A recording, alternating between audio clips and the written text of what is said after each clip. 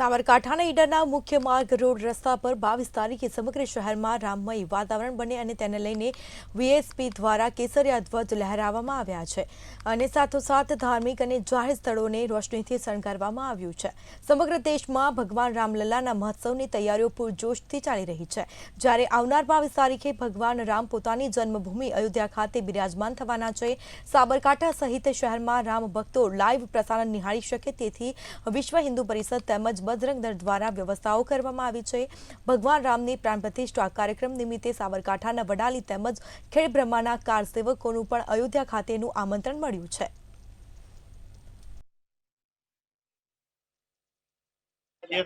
ગણતરીના દિવસો બાકી રહ્યા છે।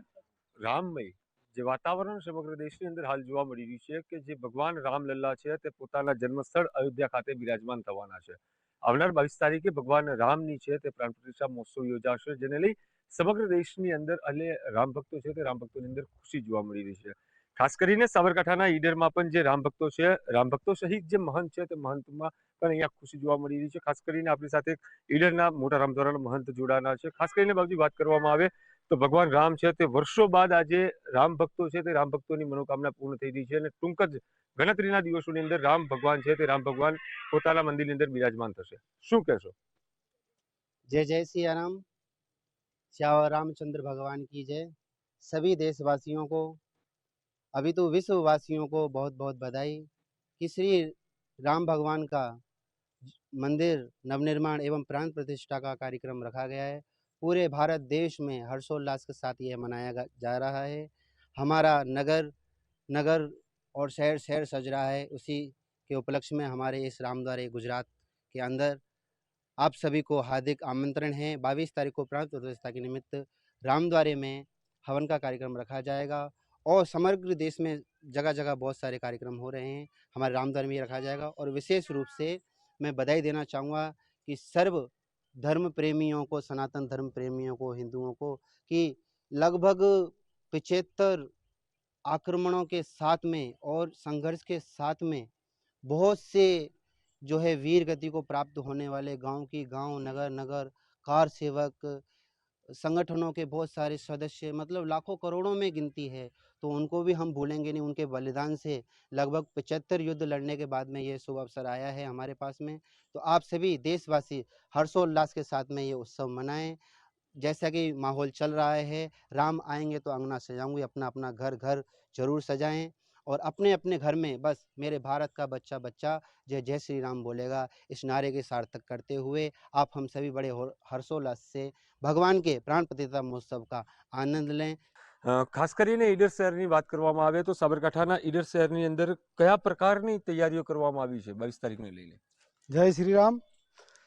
જ્યારે 500 વર્ષ પછી અને લાખો રામ ભક્તો અને સાધુ સંતોના બલિદાન પછી જ્યારે આજે 22 તારીખે આપણા અયોધ્યામાં રામલલ્લાજીની પ્રાણ પ્રતિષ્ઠા થઈ રહી છે, ત્યારે પૂરા ભારત દેશમાં અને ભારત દેશ સાથે પૂરા 100 દેશોમાં ભગવા લહેરાય છે અને 100 દેશોમાં આપણા અયોધ્યા રામ મંદિરનું જીવંત પ્રસારણ જોવામાં આવશે।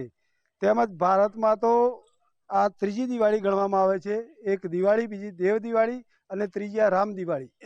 ઘરે ઘરે દીપોત્સવ, ઘરે ઘરે તોરણો, ઘરે ઘરે રામજી માટે મીઠાઈ બનાવી, ધરાવી, પ્રસાદી વેચવી અને પોતાના ગલી મહોલ્લા શણગારવા, સજાવવા, આતિશબાજી કરવી, ડેકોરેશન કરવું। આ રીતે આખા ભારત દેશમાં જ્યારે ખુશીનો માહોલ છે ત્યારે આખો ભારત દેશ ભગવામાં આજે રંગાઈ રહ્યો છે અને એક એક હિન્દુના ઘરે ભગવા લાગેલા છે। આજે સાધુ સંતો, રામ ભક્તો બધા આજે રામ પ્રતિષ્ઠાના જે મંદિરમાં પ્રતિષ્ઠા થઈ રહી છે એનો આજે બહુ ઉત્સાહમાં પ્રસંગ ઉજવી અને પોતે રામલલ્લાનો 22 તારીખનો પ્રોગ્રામ જાહો જલાલીથી ઉજવવાના છે।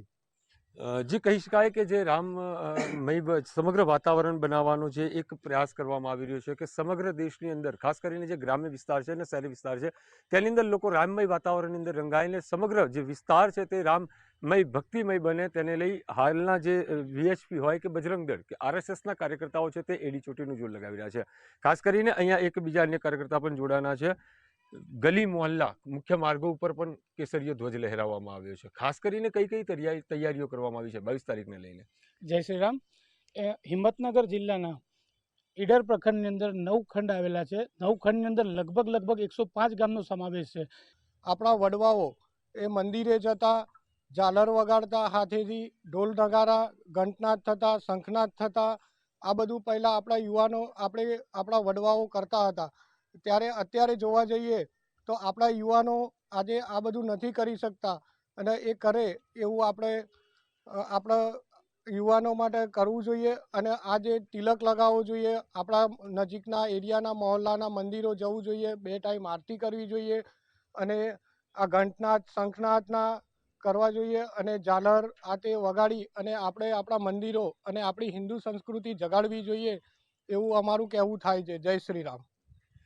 જી, ખાસ કરીને જે યુવાનો છે તે યુવાનોને પણ અનેકો સંદેશો મળ્યો છે. ખાસ કરીને હાલના જે યુવાનો છે તે ઇલેક્ટ્રોનિક યુગ તરફ આગળ વધ્યા છે, અને જે સંસ્કૃતિ છે તે સંસ્કૃતિ આજે લુપ્ત થઈ રહી છે. અન્ય એક યુવાન પણ જોડાના છે. ખાસ કરીને અત્યારે સમગ્ર વિસ્તાર છે તે રામમય બન્યો છે. ઘણા લોકો એવા છે કે તે પોતે અયોધ્યા જઈ શકે તે પરિસ્થિતિમાં નથી. શું કહેશો? હાલ સમગ્ર દેશની અંદર ને સ્થાનિક શહેરની અંદર પણ રામમય વાતાવરણ બન્યું છે. શું લાગે છે નજીકના મંદિરોમાં કેવું વાતાવરણ છે? જય શ્રી રામ.